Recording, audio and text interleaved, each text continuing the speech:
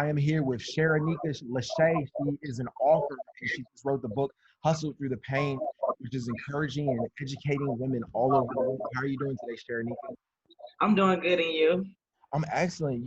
Thank you so much. I was really struck by your story because I'm an actor and I often see these posts and stuff, everything on different sites. And it seems a little suspect sometimes, they're not looking for actors or models and stuff, everything. Can you talk about how your book addresses that? So, my thing was like, okay, with my experience, when I first started pursuing acting and modeling career, it was like nobody wanted to work with me regarding acting and modeling. It was like everybody wanted sex, and it was like nobody was willing to work with me unless I had sex. And so I was like, start questioning. I was like, do I supposed to be doing this? I mean, it started to get discouraging because it was very bad. So then it got to the point that I was like, well, maybe I just suck it up and just do what I gotta do because this is my dreams, my dreams. So it got to the point that I was like crying and like wrestling back and forth. Like, do I even supposed to be doing this? And so I was chasing out the fame and chasing out the that lifestyle that I was just basically willing to do whatever it takes to try to become famous or a celebrity or whatever. So I'm talking about I was at these people's houses. I was at different events, but everybody was treating me the same way. It was like nobody was willing to work with me unless I had sex. And so I got to the point where I was like, I don't want to keep doing this. I don't want to sleep my way to the top because by that time I had a daughter, which is my oldest daughter now, and I was like, I don't want that to have that background. Oh, the only reason why she make it because she slept her way to the top. So I told God, I was like, I want to work hard for it.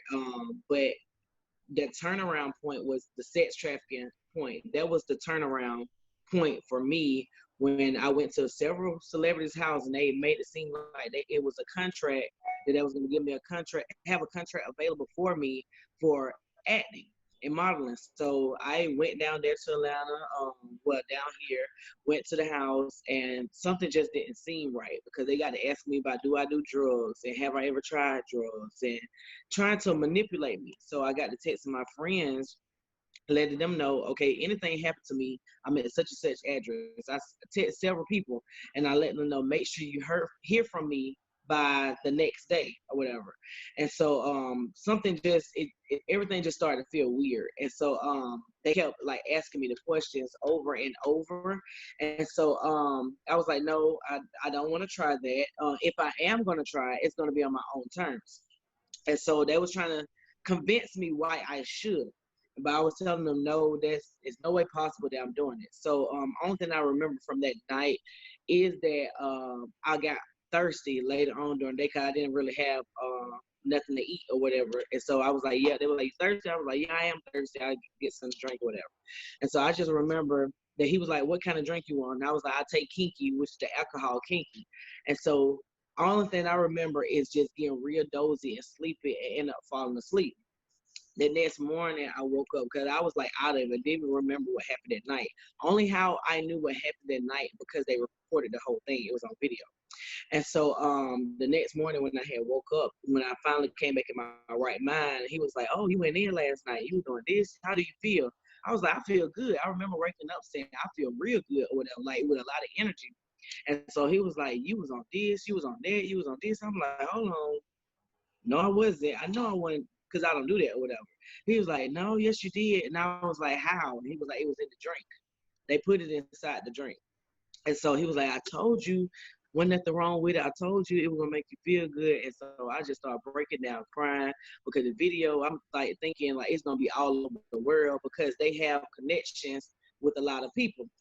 And so I was just like, just mind blown, and I cried and I left. When I left there, I told them I had to go. When I left there, I had sent them a long email. When after I broke down crying in the car, I sent a long email basically threatening them if there was to get out, then I'm gonna do this and do that and press charge or whatever. So they called my phone back private. They didn't respond back to the email because, which I understand, they would leave a paper trail, but I didn't understand then because I was young and dumb. And so when I got this private phone call that was like, yeah, I got your email, but I'm just calling to let you know if you was to try to go to the police about it, do anything, this video gonna be all over the media, because which I knew they had access to do that. Around that time, WorldStar was popular. Facebook and all this other stuff wasn't really popular then. WorldStar was popular. So that was like, your video be all over. And I had my daughter there, and I didn't want my daughter to see that. It did not just only my daughter. I didn't want people from my hometown or my family. I didn't want to embarrass nobody. So I was just like, I just stay silent, stay quiet. Because he was like, it's your word versus ours. If you look at the video, it looked like you was willing to do it. Like, we didn't make you, like, he hit that, like, we didn't make you do that. You did it on your own. We didn't do nothing to you. So it was like using that reverse psychology. So I was just like, okay, if you look at the video, it looks like that I was willing to do that or whatever. And so I just stayed quiet for like 8 years, didn't talk about it. Even though I talked about bits and pieces, but I like sugarcoat, I never went into complete detail until this year I started going into details about what happened. Like even with the book, I didn't realize how secretive I was about it until it was brought to my attention. Everybody was like, I want to know more about the sex trafficking. You never like really told the full story. And like even when I was hearing about on the news about the sex trafficking that was bad in Atlanta, I started hearing about it in 2019. I was at work and I remember being in lunch on my lunch break and hearing it on the news, and I just broke down crying. And it was around the holidays, which the holidays coming up again because it's very big during the holidays because they think women not paying attention with their children, all that kind of stuff, whatever. But mine's happening in a different type of way. And so I just broke down crying, trying to figure out what I'm crying for. I feel like I don't forgave them. I feel like I don't got healed from it and delivered from it because it happened so long ago. And that's when God started dealing with me. He was like, you never told your story. I mean, you told bits and pieces of it, but you never told your full story, all the details. And so that's when I started like, oh my God, I never did tell the full story. I just told bits and pieces and sugarcoated. And so it just happened this year that I started telling the full story. So that was the main thing about the whole being a victim of sex trafficking by pursuing acting and modeling career. And then so now I took a different approach. I say about a couple of years ago, I took a different approach because for a long time, I say about 4 years, 4 or 5 years, I didn't even pursue the career at all because I was like, if it come with all this, I don't want to be a part of it. I don't want to have to do that. And I was like, just bump it. So I started doing other stuff like being creative and doing decorating and doing all other kind of stuff. But I knew my dream and passion was with modeling and acting. I knew that what I was supposed to be doing. So I prayed and I got closer to God and he started showing me who to connect with, who to work with. And like that's when doors started opening at the doors. And when I like got closer to God, that's when I started working at Tyler Perry Studios and started learning everything I could learn at the studios. But it just been mind blowing how now I don't have to worry about that, and now I can see signs, and I'm very upfront, and so that's really about it. So now I don't have to deal with that. So, and then also my mindset is different. Back then I was so desperate. Now I'm not anxious anymore. I'm like, okay, if I get a role, I get it. If I don't, I don't. It is what it is. So, like now, I'm not like super desperate like I was back then, but it just comes a lot with the whole acting that trying to keep your name relevant, and a lot of people are doing a lot to try to keep their name out there, putting false stories out to just try to remain relevant. At this point in life, I'm not.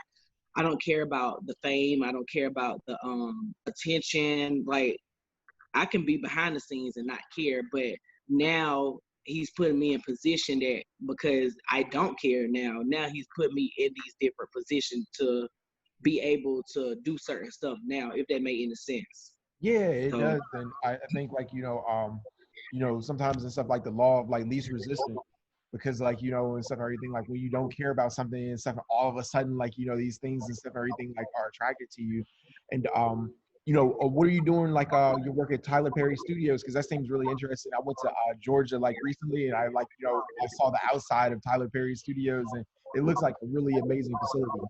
it is. I'm that's the best job I ever had in my whole life.